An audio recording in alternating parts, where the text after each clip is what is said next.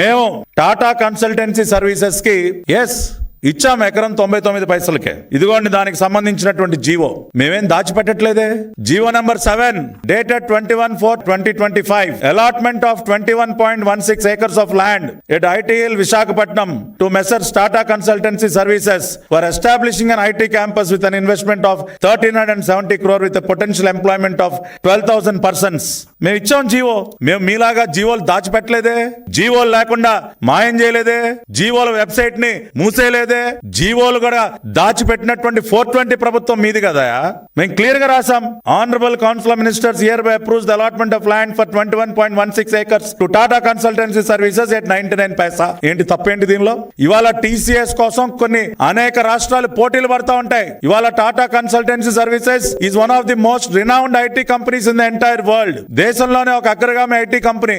ఆ కంపెనీకి టాటా వాళ్ళకి 99 పైసలకు మేము భూమి కేటాయించడం తప్పని చెప్పండి. ఇవాళ మన రాష్ట్రానికి దాదాపుగా 1,370 కోట్ల రూపాయలు పెట్టుబడి తీసుకురావడం తప్ప అది నేరమా? 12,000 మంది ఉపాధి కల్పించడం నేరమా? మేము ఇచ్చాం 99 పైసలు టాటా కన్సల్టెన్సీ సర్వీసెస్ టీసీఎస్ కి ఇచ్చాం.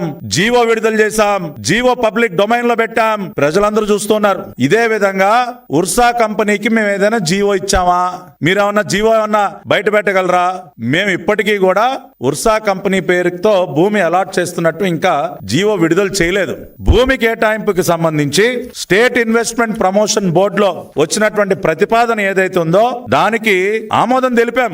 SIPB లో ఏప్రిల్ 10వ తేదీన ఉర్సా క్లస్టర్స్ ప్రైవేట్ లిమిటెడ్ భూ కేటాయింపుకి SIPB ఆమోదం తెలపడం జరిగింది. కానీ 99 పైసలకు కాదండి. మీరు మీ దిక్కుమాలిన అవినీతి పత్రికలో రాయిస్తున్నట్టు అబద్ధపు రాతలు ఏవైతే రాస్తా ఉన్నారో 99 పైసలకి కానే కాదు. వాళ్ళకి మేము కేటాయించినటువంటి భూమి ఏదైతే ఉందో 3.5 ఎకరాలు ఐటీ పార్క్ ఏదైతే ఉందో విశాఖపట్నం ఐటీ పార్క్ లో 3.5 ఎకరాలు ఎకరం ₹1 కోటి చొప్పున వారికి కేటాయించాలని చెప్పి స్టేట్ ఇన్వెస్ట్మెంట్ ప్రమోషన్ బోర్డులో ఆమోదం తెలపడం జరిగింది.